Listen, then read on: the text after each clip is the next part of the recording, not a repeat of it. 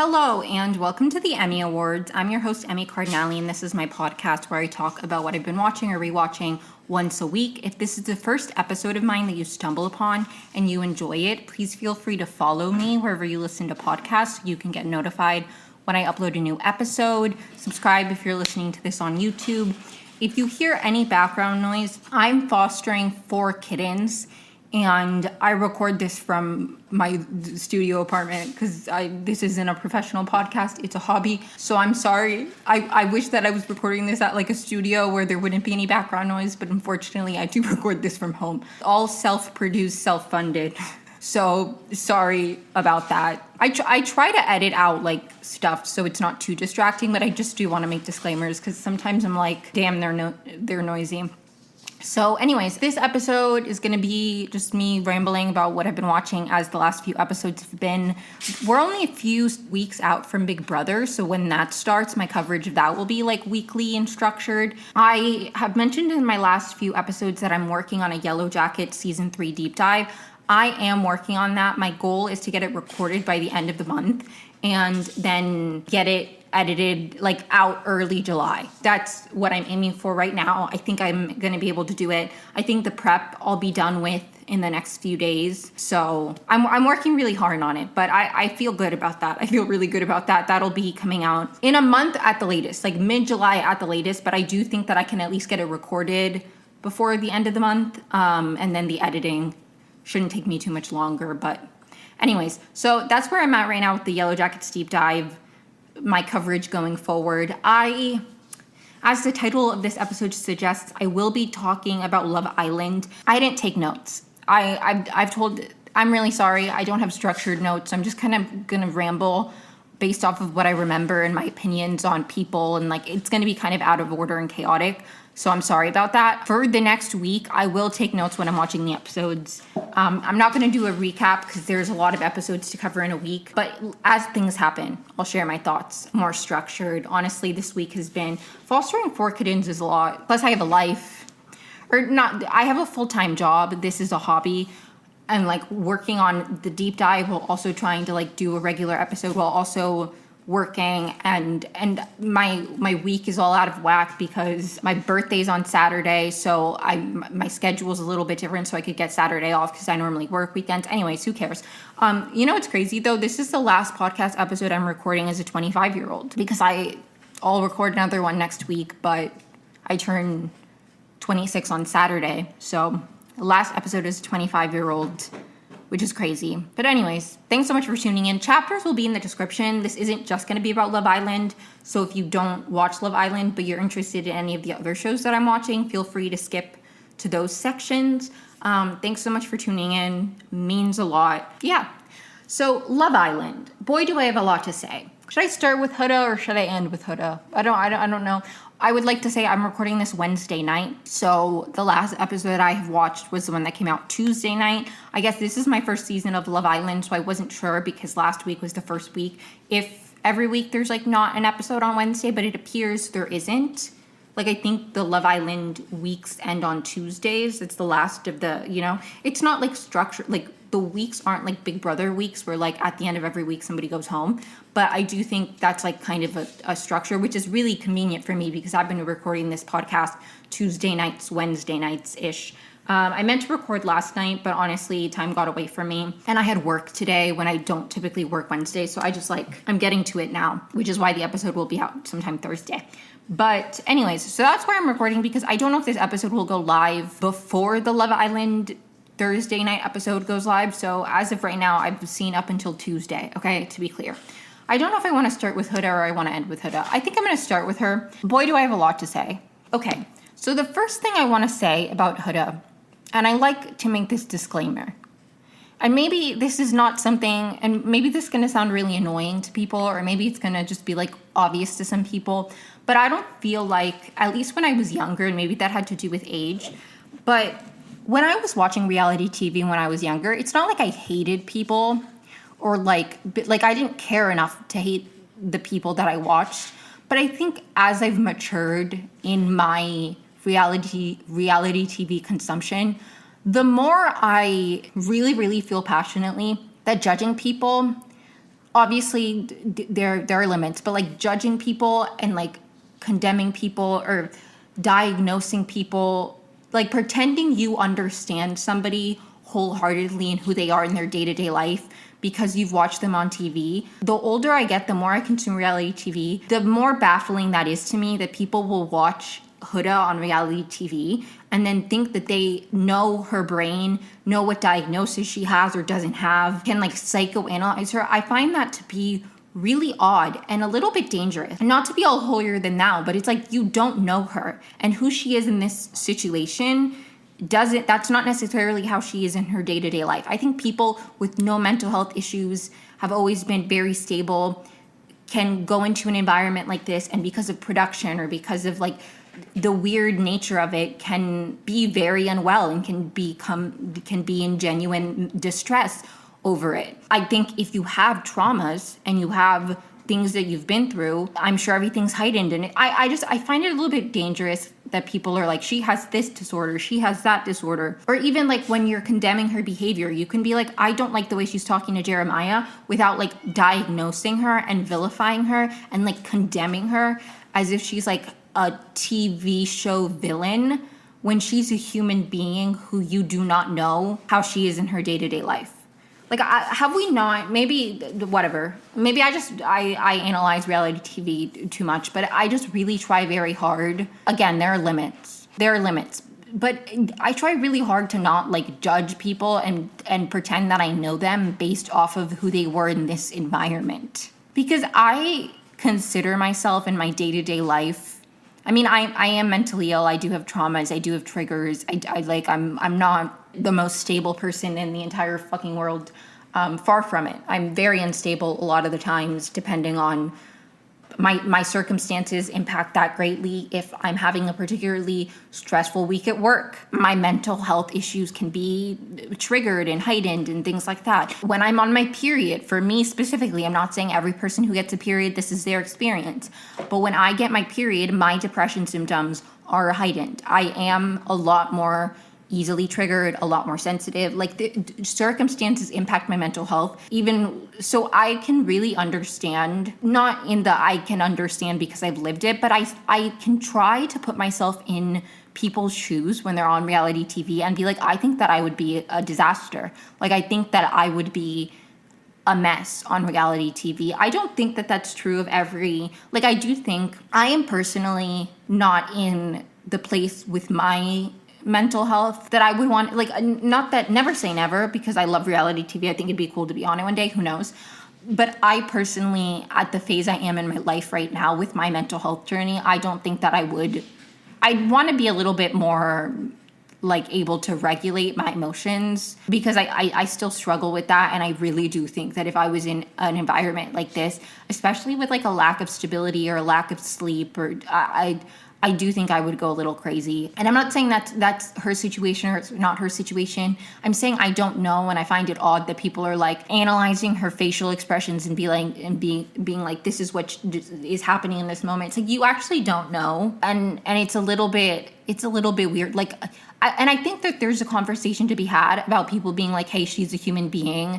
She's clearly in distress. Let's not pile onto her and vilify her and send her mass amounts of hate when she gets off the TV show. I think there's a conversation to be had there without being like, guys, she's clearly struggling with this disorder. We need to have compassion. It's we can have compassion for people without having to have a label of what they're going through. Even if the only thing she was going through was the situation itself was causing her distress and she was unable to regulate in that environment for whatever reason, that's fine. She doesn't need to have some kind of disorder. I don't know. That's my take on Huda and the general conversation, specifically on her and Jeremiah. Did I think that they were going to last? No. I think last I spoke about them last week, it felt like she was trying to self-sabotage a little bit. I didn't think that they were going to be, again, I don't know the Love Island vibes. I don't know how common or uncommon it is for people to pair up and just stick together. But based off of the way that the other people on the show are reacting to them, it doesn't seem very common. So I understand that. I think it would be one thing. For me, I think Huda's main mistakes, at least with the group, because her mistakes with Jeremiah I'll get to that in a second. But I think honestly, Huda's biggest foul is not even that she found Jeremiah and she wanted to pair up with him, and even like if she was super closed off, it was the fact that she was acting like they were like, she had to be like, we're the best couple, we're the best couple, we're the best couple, in a really annoying way. Like when the other, like at the recoupling, when some of the other guys like picked people, she was like, you guys are, we need better men or something. Like she was commenting on that, and Landria had to be like, girl, it's fine. Like it was like that kind of attitude of like, not only like I'm closed off, but also like we have the strongest thing here, that like I'm sure made people really annoyed. So I don't know. Like I have a lot of mixed feelings about her, because I don't like to pile on to people, or like I don't know. I think she did take it too far, a lot of moments. She did not need to verbally, like all of the name calling and the yelling was really uncalled for. I will say, I understand, like the thing is, people voted for Jeremiah to pair up with Iris because they knew that Huda would have a reaction.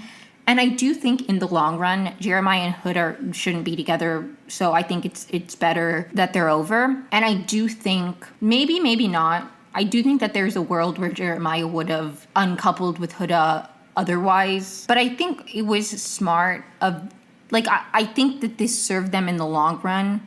And it definitely helped him, because he could be like, because basically America voted on who they wanted the bombshells to pair up with. And America voted for Iris, one of the bombshells, to pair up with Jeremiah, which left Huda vulnerable and single. Then there was a huge fallout between Jeremiah and Huda. And I think that honestly, like, was an easy out for Jeremiah, because he could be like, hey, I didn't choose this, but the way you reacted to it honestly really upset me. Like, I cared about you. And it like, I don't know. I do think that she, like, I don't know. Because I don't know how I can say, like, I don't know if I can say how I would react, but I just feel like, and I don't know, because I've never been on a reality TV show where I'm actually developing feelings for the person, and like maybe when it's easier said than done. But I feel like watching enough of these competition reality shows, I would try to go in to the best of my ability, having a perspective of like, if the person doesn't want to be with me, if they want to be with somebody else more, then like, cool, they don't want to be with me. I got to move on. You know, like that is just the attitude I would try to have. But I think it's also easier said than done. I don't know. I've never been in a romantic relationship. Any relationship. And for me, I don't know. I just feel like if I went on a show like this and I really liked somebody, but they didn't like me back, I would just be like, okay, they don't like me back. Like, maybe I'm just like, I'm at a point now where I'm like about to be 26. And like, I don't really, I don't know. Maybe this is just a foreign concept to me. And maybe if I got back into that mindset, like, you know, state of mind, and I was developing feelings for somebody, I wouldn't be rational either. Like, maybe it's easier said than done because it's like a very distant thing for me. But the idea right now, I feel like if I was going to date somebody and I was going to pursue something, like, obviously I wouldn't just be like on paper, like, are we compatible? But I feel like I would look at things very rationally and understanding and be like, hey, I have a life, you have a life, let's see if they fit together. If you don't like me, somebody else will. And if somebody else doesn't, then I'll be alone. Who cares? Like, to me, it's just like, I don't know. That's just, I don't know. I'm like, if Jeremiah doesn't want to be with you, if Jeremiah didn't comfort you, then that's it. He doesn't want to be with you. Somebody will. Don't get mad at him. I think honestly, and I always said this in therapy, because one of my therapists in high school said to me, Emmy, for somebody who's so socially anxious, you seem to be very comfortable with romantic rejection. Because anytime I had a crush on somebody in high school, I would sit on it for a little while. I would like, I would wait, and I'd be like, okay, I do actually like this person. I'd tell them I got rejected every time, and then I would keep it pushing. That would be it for me. I'd be like, okay, cool, they don't like me back. I'd be a little sad, and then I'd get over it, because I'd be like, they don't like me. Then I had some traumatic experiences in college, and now the idea of romance makes me want to die. But that's a separate conversation for a separate day. But I do think the older I get and the less that like the triggers, like the romantic experiences in college, like when I'm thinking about it rationally and I'm not like, you know, like my gut instinct and reaction, I do think that I think especially if I was going into a situation where I knew the premise was we're going to be dating a wide range of people and new people are going to be coming in, I do think that I would have the perspective of like, that's it. They're not the person for me. I'm going to keep it pushing. And I get that that's easier said than done if you really, really care for somebody. I'm just at a point in my life where I'm like, if you don't want to be with me, then you don't want to be with me. I'm going to keep it pushing. I don't care enough. I don't have enough energy in my life to chase people. And if I was on a reality TV show where new people were coming in all the time, I'd be like, cool, you're not the guy for me. Because you know what? If I was going on a show and I was like, you know what? I want to date somebody. If there's this much tension at the beginning and I almost go home and they don't care to comfort me, then they're not going to show up for me when shit hits the fan in real life. So who the fuck cares? Jeremiah is not your forever, Huda. Keep it pushing. He's not going to be the father that stepped up. Wait, speaking of Huda being a mother, Nick's reaction sent me. People's reactions, that's something I've seen on TikTok, which cracks me up, is people being like rating the reactions to people finding out that Huda is a mother. Because it is kind of like a reveal that she tells people. It's like her secret. But she told Nick, I'm a mommy. And he goes, Mamacita. Mom of what? Dog? And then she's like, I have a daughter. And he goes, in real life? That cracked me the fuck up. I haven't been like a Nick stan, but that cracked me the fuck up. So I don't know. That made me laugh. I'll give it to Nick there. But then after the Jeremiah Huda fallout, Olandria, Austin, and Jeremiah were like having a conversation. And Olandria very casually was like, and you just found out she had a kid. And Austin's like, she is a kid because nobody, like, the men don't know. Wait, which side note, I saw somebody say, and again, I do not know about the Love Island, the structures. Like, I'm not in the lore. Like, Big Brother, I can tell you about, like, the mechanics of, like, jury, blah, blah, blah, blah. I don't know how Love Island works, but allegedly, even I could tell you vaguely how like Bachelor in Paradise works too, in terms of like sequester and stuff. But like apparently, and I don't know if this is true, but I saw somebody say that the bombshells aren't like sequestered, like they can watch the show before coming in. And I'm like, I guess it's not like a Big Brother where that would like genuinely fuck up people's games, but like Huda has a secret, and if the bombshells are coming in and they're allowed to know that she has a kid, then what's the point of her keeping it a secret? She should just tell people. It's also like, I understand the idea specifically for like a romantic partner maybe. I mean, I don't know, because I can't really imagine. I don't have children, okay? I don't have children, human children. I have 2 cats. And while I'm not trying to compare having cats to having children, okay, because I don't understand that experience, my cats are my responsibility. They're my family. I take care of them. And that is something that I would lead with because I know that not everybody likes cats. And obviously, children and cats are different. And a child you share with somebody is different than a cat that I adopted. Obviously, I'm not, again, it's very, very different, okay? But my point is that they're a huge part of my day-to-day life. I wouldn't want to start getting to know somebody, and if they like me, cool, but if they don't want to live with cats, then like we won't last long term because I'm not getting rid of my cats for anybody. You know what I mean? Like there's just, or even like I grew up on the East Coast. I don't ever want to move back to the East Coast, okay? If I had to leave the West Coast, I would want to go to the Midwest. I went to college in the Midwest. I would want to go to the Midwest. I do not want to move back out East.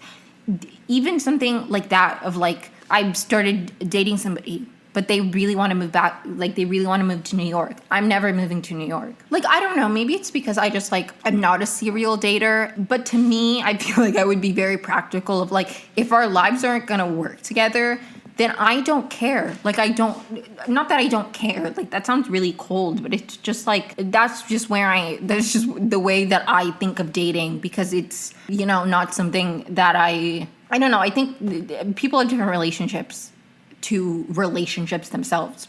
Anyways, I didn't mean to go on all these tangents, but I do think that it was for the best. I do not like how Huda reacted to things. I'm also like not the biggest fan of Jeremiah. I just don't think either of them handled it like the best. And I do think America breaking them up was probably the best route it could have gone. I hope they bring somebody in for her. But I don't know. I feel kind of bad for her. But I also think, like, I felt bad. Now, like, she's gotten to a point where she's being vindictive and she's, like, cussing him out. And it's, like, all this unnecessary thing that I really don't care about. What else did I want to talk about with Love Island? I know, like, all I've talked about is Huda. But, okay, allegedly, Ace and Shelly were in a relationship before. But that's alleged, and I have seen no proof. So I don't know. I mean, we do know, and it's said on the show that they, like, followed each other and they've, like, met in person before. But according to some random person, I don't know the source, they, like, were in, it was like a Brendan and Piper situation. If you know, you know. They were dating before. Who knows? I don't really care, honestly, to be honest. Not me saying honest twice. But what else did I want to say? Okay, so there's a lot of, like, and again, I'm new to Love Island, so I don't know how common this is. But, like, there are many relationships that I'm, like, rooting for. Because there's a lot of, like, slow burns of, like, we like each other, but we're not, like, locked in. It's also, like, not super physical. The only, like, solid couple that was, like, we're together and, like, we like each other was Huda and Jeremiah, and then they became very toxic very quickly. And then, like, Hannah and Charlie were, like, pretty solid, but then, like, a bombshell came in and Charlie went home. So, I don't know. But I did see, again, I don't know if this is true, but allegedly Hannah's sister said that when she found out Charlie's political affiliation, she would have dumped him in the real world anyway, because apparently they don't align politically. And she's more progressive than he is.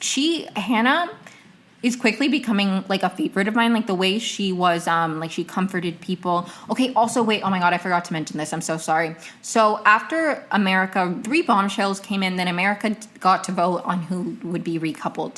Then after the recoupling, the people who were left single and vulnerable got voted out, and Charlie started campaigning, which cracked me the fuck up. Meanwhile, Amaya is sobbing and she's like, no, we don't want to do this, we don't want to vote. It was so funny. He started being like, hey, I have a really strong connection. Like, it was like he was on Big Brother. It was crazy. Honestly, I'm really enjoying the gameplay. Even, like, Ace, he is so strategic about things in a way that I find. Even, like, Huda at some point, when Huda told Ace that she had a kid, he, like, didn't have a reaction. He was like, okay. It was like he was on alert of being like, okay, this is a tool that you're using. I'm not going to fall for it. Cool, you have a kid. I still don't like your behavior. Like, I think she really shot herself in the foot, because I think in a situation like this, where America voted there was tension between them. America voted to break them up. Then, immediately after, in the voting, they voted, like, publicly. I don't know, I guess that's how Love Island works. I'm just used to anonymous votes. But, like, they got up and they explained why they were voting. And Nick and Ace voted to send Huda home, and both said stuff about, like, her being closed off, or her, like, the way she was conducting herself and engaging with the show, right? So it was crazy to me that, which is why I try to have some compassion, because I'm like, the girl is clearly not thinking rationally. Like, whatever the cause, if it's genuinely just, like, she's sleep deprived, she's unwell, she's, like, out of whack, I don't know. She does have some kind of mental health issue that's being triggered. Whatever it is, she's clearly, like, not thinking rationally, because, like, they're bringing up issues, and instead of being like, okay, what am I doing wrong? Like, self-reflect, she just, like, got really angry at Jeremiah in a really, really unhealthy way that then blew up, and then it was horrible. It was horrible, and I don't blame Jeremiah for not choosing her. And I think, honestly, ultimately, it will be for the best. I think it would have been worse if he chose her, because they're not compatible. They're not good for each other. I think Jeremiah is too wishy-washy, and I'm not saying that as, like, a diss on him, because I don't blame him. He doesn't really know her. But I think Huda wants somebody from the get-go who's, like, all in. Like, I don't think they're a good match. I don't think they're a good match. And I'm glad that they're not paired up anymore. Like, I don't think that the way Huda reacted or acted at all, or, like, acted, period, throughout this week was okay at all. And I think even if Jeremiah did, like, I think she acted really poorly. But I also think there's something to be said about the fact that Jeremiah also did not conduct himself the best throughout their relationship. Like, I feel like he wasn't honest, and maybe he didn't want to upset her. I don't know, but it's like, I don't know. I feel for her. I also don't love the way she's like, it makes no sense if America separates you two, then two of his friends are like, hey, I don't really love the way you've been acting, to get defensive and get mad, because I'm like, that you're just burying the coffin. And then you're mad that he didn't choose you at the recoupling. It's like, why would he? Why would he? People don't want to, if you have a genuine issue with Jeremiah, that's not the way you conduct it. People don't want to feel attacked. People don't want to feel like hated and like you're mad at them. That's not, if you want to like mend things, or you want a genuine apology, or you want the other person to genuinely like understand where you're coming from, you don't start by like name calling them, belittling them, attacking them, because that gets you nowhere. That gets you nowhere. She should have just very calmly, and again, she's emotional, so I'm like not trying to critique her, but it's just like I just don't think that they're good. So I'm glad that they're not together, and I hope she finds somebody. I don't know. And I do think that she should go to therapy, not because I am diagnosing her with something. I don't know if she has anything, but just because I'm sure people will be very mean to her. And I hope she has like a solid support system, as does Jeremiah, as I wish for all of them. But Alandria and Taylor are an interesting couple to me, because I didn't really see it. Like I thought that she was just kind of like, he was the one she liked the most, but she was like keeping her options open. But then some other guy came in. I think his name was Jalen. He was the bombshell, and America voted for them to couple up. So Taylor was then single, and it was interesting. I don't know why I always get tongue-tied in the word single. My brain wants to say signal, but single. Sorry. Anyways, so he was then single and vulnerable. It was Charlie, Huda, and Taylor were the three that were single and vulnerable. Anyways, Taylor doesn't go home. Obviously, Charlie went home at that vote, and which was so funny because he was the only one who campaigned. But it was interesting to me because I didn't really think that they had much. But then the next day, she was like, I was ready to go home if you went home. Like, I'm really, really solid about you. And they're coupled up, and they seem now like that slow burn seems to be burning a bit more. Like, they've kissed a few more times. Also, Taylor, there were some allegations he maybe had a girlfriend going in. I don't know how substantiated that is. I hope it's not. Like, I don't know. But it also seems like, I mean, I don't know. Maybe I'm wrong. I feel like, and maybe this was an unpopular opinion, I feel like there's a different layer. Going into a dating show, being in a relationship is bad. Unless you're in an open relationship, obviously. But even then, you should be honest with the people on the dating show that you're in an open relationship. But anyways, I think if you tell your partner or your girlfriend, your boyfriend, that you're going on a dating show, and then you're on the dating show, and then they're like, hey, he told me he was like, that's a little weird to me. Like, maybe it's just because I watch reality TV, but if like when that happened on Love is Blind, where it was like some guy had a girlfriend, but like they had been talking before, and he was like, yeah, it's all fake. I just, at that point, it's just kind of like you agreed to it, kind of. So I don't know about the Taylor girlfriend allegations. I have nothing against him. Like, he seems charismatic. I don't think he has any controversy. I like their vibes. I'm ready for Austin to go home. Oh my God, okay. He was like kind of funny at first. Him and Shelly were paired up. I'm sick of him now, and I don't want him to pair up with my guy. I feel so bad. I'm like, girl, run. Like, I feel so bad. They were talking in one of the last episodes about like their ethnic backgrounds, and I'm like, girl, he hates you. Like, maybe he doesn't hate her personally. Maybe in his mind, he's like, I don't mind Latinos. It's just the criminals. I don't fucking know what this man thinks, okay? But I'm sorry, please, girl, run. Like, it makes me uncomfortable. She's talking about being Dominican. I'm like, he hates our people, girl. I'm not Dominican, but I am Latina. But I'm like, girl, run, please. But you know what? I guess she needs to stay. I don't know. Hopefully he can go eventually. We need a bombshell to pair Maya with to get Austin out. I'm glad that Shelly's free of him now. I think Shelly and Ace are like a solid couple together before or not. I don't know. They have like a fun chemistry. Their personalities vibe.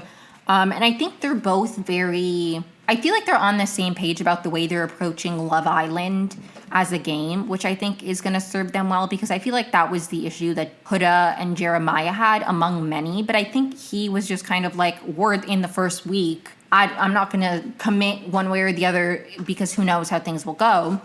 Because I think he came on to Love Island thinking he'll like, you know, where I think Huda, they're just very different, where I think she was like, I want to lock in with somebody and I want to be like the Jade and Tanner, another Bachelor in Paradise reference of like Love Island, where you just you couple up the first night and then you just last until the end, and you're like the mom and dad, if you will. That's how she described herself and Jeremiah's relationship. That's how she described her relationship with Jeremiah. She was like, we're like the mom and dad of the villa. Like, I think that's what she wanted for herself, where Jeremiah was just kind of like, I'm not interested in anybody here right now, but I don't know. And I think both approaches are valid. I just don't think they were on the same page. Whereas I think Ace and Shelly are both on the same page. I don't think they're going to be weird about kissing other people in challenges or like possessive or like, you know what I mean? Like, I think that they're on the same page in order to be a good duo game-wise, as well as like romance. Like, I feel like they vibe well together. Maybe that is because they have a pre-existing relationship. Maybe they don't. I don't really know. Shelly is my favorite contestant. I don't love Ace, but he is like very entertaining. You know what I mean? Like, entertainment-wise, I really like him. I don't think I have anything else to say. Hope Austin goes soon. Feel bad for Amaya that she's paired up with him. Taylor and Orlandria, I'm excited to see where that goes. Ace and Shelly, I'm excited to see where that goes. Hannah's paired up with another bombshell. Was she paired up with Pepe or was she paired up with the other guy? Which, by the way, I can't believe I forgot to mention this. Pepe, when he came in, the first thing I thought of was Pepe El Romano. Like, I saw people on Twitter being like, Pepe like the frog. I'm like, no, Pepe like Pepe El Romano. And he's literally Spanish. Like, he's from Spain. And if you don't know who Pepe El Romano is, he's my ex-husband. No, I'm kidding. But I was in a play. It's called The House of Bernarda Alba. And it's about like a woman named Bernarda Alba and all her daughters. And I played the oldest daughter who was marrying. I was engaged to Pepe El Romano, but he was secretly having an affair with my younger sister. But I was like the oldest one. I was also the ugliest sister, and I was rich. So, and I was engaged to the hottest, youngest, like the catch of the town. Great play. Anyways, that was I loved that experience. But Pepe El Romano, and you know, the funny thing about Pepe El Romano is that you don't see him in the play ever. And I'll never forget the director being like, when you talk about Pepe El Romano, each of you, when you're talking about like how like, you know, much of a catch he is, I want you to think of like your dream man, and that is Pepe El Romano. Like, Pepe El Romano is in the eye of the beholder. So anyways, and he's from Spain, so I'm like, literally, he's Pepe El Romano. Although that is not what Pepe El Romano. I remember at the time I was like, what if my Pepe El Romano is a woman? Somebody I was in the one of my friends who was in the play, she was like, I'm imagining Harry Styles. Like, it was funny. But anyways, that was also, I was in the play in 2019, and I remember Lover had come out a few months before, and I was like, Pepe El Romano is my lover. I was like, my lover. Me about Pepe El Romano, dead ass. So when that guy came in and his name was Pepe, people were like the frog. I was like, no, like Pepe El Romano, my husband. That play was so fun. That was so fun. I auditioned like on a whim because it was fall semester of my junior year. And a lot of my friends were abroad. So like sophomore year, I'd gotten into a good rhythm of like having dinner with the same people and having like a bit of a little friend group. And then a lot of my friends were abroad. So I was like, I don't know who the fuck to hang out with. And I was like, you know what? Let me audition for a play. And I got it. I honestly, I didn't think I would get a call back, let alone a role, but I did. And it was fun. But anyways, Pepe El Romano, my beloved. That's all I have to say about Love Island. A few other shows I wanted to talk about. So I started watching Hacks. Love it so far. I'm obsessed. Such a good show. I love the entertainment industry. I'm not in it. Like, I think one of my favorite things about living in LA is how close I am to like the Hollywood of it all. But I'm very much an outsider because like I didn't move here to be like an influencer or to be an artist of any kind. I work for the news. So like obviously sometimes I'll design articles about Hollywood stuff and like award shows and like, but for the most part, LA to me and like my day-to-day life is very much not connected to the entertainment world at all. But I'm very interested in it. I love television. I love reality television. I love scripted television. Like, I find it all very interesting. And I really enjoy shows that are kind of about the industry in one way or another. And Hacks, basically, if you've never seen it, it's about a comedian who gets fired from her job. Like, she loses her contract because of a controversial tweet, and she can't get a job anywhere. And there's an established comedian who has like a residency in Vegas, who's like, her shows are getting cut. They're trying to replace her shows, and they like, I think they were like, their agent, they have the same agent or the same, I think, yeah, they have the same agent. Anyways, and they end up working together. And I really like it. I'm really, really enjoying it. I think I'm on episode 8 of season 1. It's so funny. Like, it's like a perfect, like, it's so easy to watch, but also like not mindless. Like, I don't know if that makes sense. I think there are some shows that for me, that like, I'm very engaged and I'm very locked in, but it's like, I want to be locked in, focused in, like, you know. And then there are shows for me that I don't want to have to think too hard about, that I just kind of watch mindlessly in the background, that those are pleasant too. It's just different. But Hacks, for me, has been like the perfect balance of like, I'm really engaged in the characters and the arc and like the ways their dynamics change and like getting to know the characters, but it's also like not overwhelming me with like, you know what I mean? I don't know. It's like, it's funny. I love the main character. I love the premise of the show. I can't remember what episode it is. It was one of the last ones I watched, but she like goes to LA. Cause she moves to Vegas, and she goes to LA like very briefly for like a job interview. And she's like so happy to be back, and she's like, oh, and I love that. I love that little moment of, I love shows that take place in LA. This isn't the only reason, because I did like the characters, but honestly, I kept watching The L Word because it took place in LA. I think I would have kept watching it anyway, but I really like, I love things that take place in LA. It brings me joy because I'm like, I live here. Like, sometimes if I'm feeling nostalgic, I'll watch things that take place in DC because I grew up right outside of DC. Bonus point for one time I was really homesick, and I started watching The Housewives of Potomac, The Real Housewives of Potomac, because that's where I grew up, Potomac. Although, you know, the interesting thing about The Real Housewives of Potomac, sorry, mini tangent, and I've talked about this before on this podcast, but if you weren't, that was like years ago at this point, maybe, well, a year-ish, who knows. Anyways, The Real Housewives of Potomac was really interesting to me because I grew up in Potomac, but I went to public school, and the Real Housewives of Potomac, like, all their kids are in private school. And it was just like a different, it's also, interestingly enough, specifically the Real Housewives of Potomac is about like the Black community in Potomac, like the wealthy Black community, not the world of Potomac that I was really in, because most of like the Potomac that I experienced was like most of the kids were like rich white kids, but they went to public school. The public schools were really good there in Potomac, so there was like I mean, there's always reasons people want to send their kids to private school, but honestly, like, the public schools were just as good as education-wise, and the kids were just as rich there. Maybe not Real Housewives of Potomac rich. I don't really know. Actually, I'm not 100% positive, but I would not be surprised if people in like the zip codes of the Real Housewives of Potomac, like the people, like if they lived on the same block as kids who went to my school. Anyways, I went on that unnecessary tangent to say I really like watching things that take place in places that I've lived, and LA is one of them.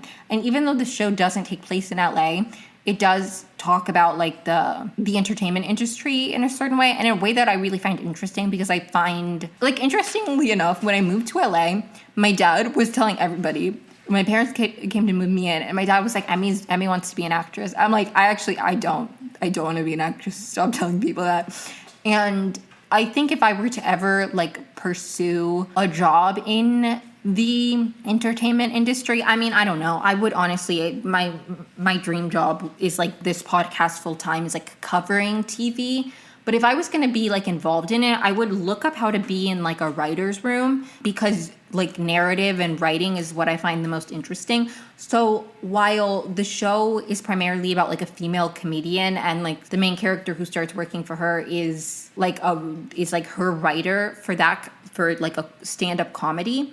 She's like a writer for like shows and stuff in a way that I find really interesting, and like I love that kind of that thing. So I'm really enjoying it. Maybe I will cover it in more depth. I wanted to touch on it briefly, but I should have taken notes for that too. I don't have as many thoughts. Love Island's been like I had rants and opinions. I don't have any opinions on Hacks, like the characters themselves, except that I'm really enjoying the show so far. So I don't know. The next show that I want to touch on very briefly, I want to update about my chronicles of rewatching Ghost Whisperer. So I said in my last podcast that I couldn't keep rewatching Ghost Whisperer because it made me too sad because Andrea died, and I forgot Andrea had died. And I continued rewatching it, and there's a very like happy conclusion to Andrea's death where she crosses over and things seem better, and I'm enjoying it so far. I'm enjoying continuing. Ghost Whisperer, we meet, I don't remember her name, but I mentioned her because she's something Manaheim. She's Milo Manheim's mom, who I didn't know that he was a Nepo baby, but it was just funny because I started rewatching Ghost Whisperer when I was working on my School Spirits deep dive, and he's in that, and she's in Ghost Whisperer. So I was just like, that's funny. But anyways, I just got to the introduction of her character. As of right now, as where I am in the show, she doesn't know that Melinda talks to ghosts. I do not remember her reaction to that. I don't know. A really interesting storyline, one of the episodes that I just watched, I really, really loved, and I thought this was so interesting. And I do remember this one vaguely, but basically there's a ghost and he's like not really revealing himself, but he's like, I need to find my wife. Melinda finds his wife, is like, your husband's dead. Then her husband walks in and she's like, why would you say that? It was her ex-husband. He's hung up on some ex of his, not the wife. And then he reveals that it's Melinda. He's hung up on Melinda. And basically, Melinda had mentioned in season 1 that she had a boyfriend who like really rejected her and the whole seeing ghosts thing. And we get more insight into that. Basically, she had finally like worked up the courage to tell him, and he like did not believe her. And then he was like, I'll talk to you when I'm dead. So he was coming back and he was like trying to be with her in the afterlife. I really like that storyline because I think one of my favorite things about Ghost Whisperer is that there's obviously a supernatural element given the fact that it's about the afterlife and ghosts, but the world itself is not like everybody can talk to ghosts or like I don't know. I really enjoy watching a show where it's like some people have powers, but it's not like built into the fabric of the show where like some people have powers. Like I like the fact, as sad as it is, that it feels like real life of like if somebody was telling you I could talk to your ex-husband's ghost, or like your kid is coming through, that there are people, like I like the fact that a lot of people are like, what the fuck are you talking about? So this was really interesting to me because I think Melinda's ability to see ghosts and everything she does is obviously huge to her character, but I also think being rejected for that or being shunned or like othered because of it is a huge thing, you know, and I like the moments that we get to see how that kind of shaped her, because it's not just like the ability to see people and then help people move on, which within itself is something that obviously shaped her, but it's the way that people treated her like she was crazy or like weird or like they rejected her for it.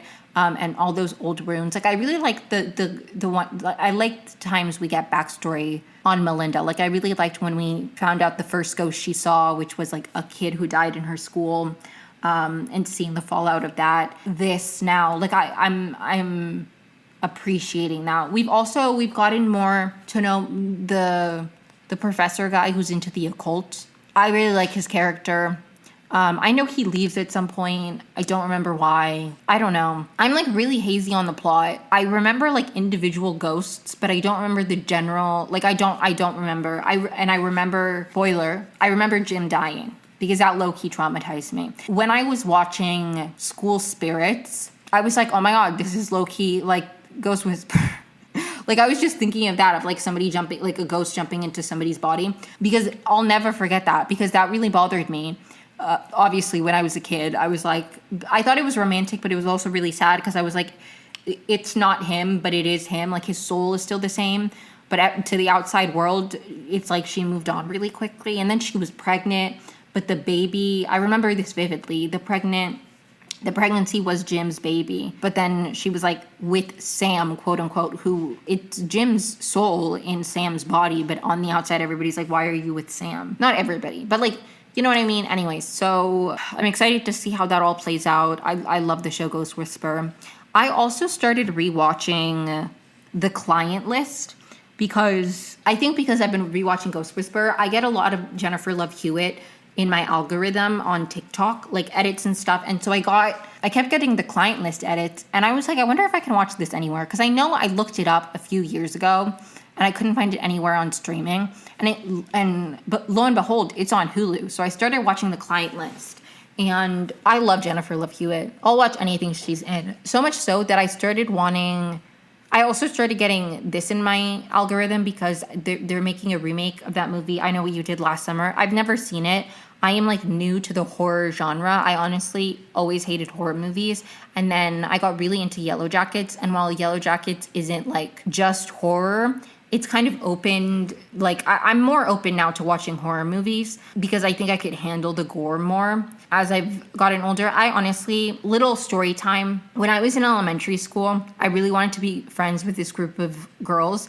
And like their whole thing was that they talked about ghost stories and like spooky stories and stuff like that. And like low key, I was not interested in any of that, okay? I was scared of ghosts. I grew up Catholic. I was like, keep the demons away from me. I was not interested in that. But I wanted to be their friend, so I joined along. And the ghost stories low-key traumatized me. Like dead ass. I moved to Brazil very soon after. And it was the first time I had my own room because I shared a room with my sister up until we moved to Brazil. And I think this was the beginning of my insomnia. Not that I have diagnosed insomnia, but I do have sleep issues related to my trauma and depression. And I swear to God, I had such, I couldn't sleep because I was so scared. And after that, I was like, I don't like scary things. And I still don't. I hate a jump scare. I'm not big on demons and whatever. But I'm more open to horror as a genre now, I guess. So I would want to watch it. And I do think I watched one of the Scream movies. I think my housemate was watching that one time, and I watched one of it and I enjoyed it. I do think maybe I watched it on my own volition and it wasn't in college. But I've seen horror movies now and I do enjoy them. So I do want to go back and watch I Know What You Did Last Summer, if only to see Jennifer Love Hewitt. But I also find that, it seems like it's up my alley because it's I do know the vague plot. But anyways, I started rewatching The Client List, and I really enjoy it. I like it more now as an adult. I liked it at the time because I liked Jennifer Love Hewitt, but it did feel very taboo for me at the time because I was watching it at 16. And basically, if you don't know the premise of The Client List, she is a masseuse and she starts working at a massage parlor that gives happy endings. And honestly, I find it a lot more interesting now as an adult because I have a different perception of sex work. I mean, I have a different perception of sex in general. It felt very taboo to watch anything that's sexual when I was young. And now it doesn't, but it also just is very interesting to me to think about. And I do not speak for sex workers, okay? I do not have that experience. But it is just interesting to me to see a form of sex work. It's really interesting. And I feel it really humanizes people who do. I feel it really humanizes. Not that I personally, obviously, not that I think they need humanizing. But I think there's a lot of I don't know. I really appreciate the ways in which it's I don't know. I'm not making any sense, but I like the characters. I'm enjoying it. I also think it's fun. Jennifer Love Hewitt met her husband on the show. It's so funny because when I watched 911, her husband on that show, her ex-husband, he was abusive. She ran away from him and he comes back and then eventually dies. I remember being oh my God, it's her husband from The Client List. But I found out they started dating after that, and apparently now he plays her husband in a lot of things because of that, which I love. Although he's not really the best guy on the show. He kind of sucks on the show. Because basically, okay, so the premise of The Client List is she needs a job. She runs into an old colleague of hers. Her colleague is I've been working at this spa a little further up town. And so she gets the job immediately. And her first customer asks for extras, right? And she's I don't do that. And then she's just doing regular massages. and then her husband leaves her. He just leaves a note and he leaves her. She's struggling to make ends meet. Now, they don't have any money now coming in because he had disability coming in from the military. But besides that, they didn't have any income because she was between jobs and he didn't have a job. So she was struggling. Or actually, no, wait, I don't think it was from the military. He had disability, I think, because he was injured from work. I don't remember, but I think because we find out later that he was in NA, Narcotics Anonymous, because after his work accident, he got hooked on painkillers. But I don't know, he left. I don't remember how he comes back. I'm excited to see how that happens. I just love Jennifer Love Hewitt. Like, I'll watch anything she's in. She's so great on 911. Big fan. I cannot think of any other shows that I've been watching. So I'm very sorry, but I'm going to wrap it up here. This episode's probably going to be like 45 minutes to 15 minutes. So I'm sorry that it's on the shorter side. New episode next Wednesday or Thursday, probably Thursday, but maybe Wednesday.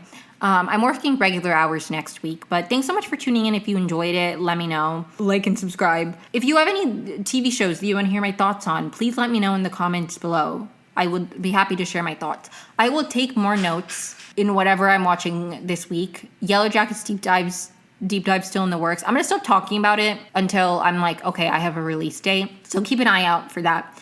But thanks so much for tuning in. Means a lot. Sorry this episode was on the shorter side. I hope you have a great week. Thank you so much for tuning in.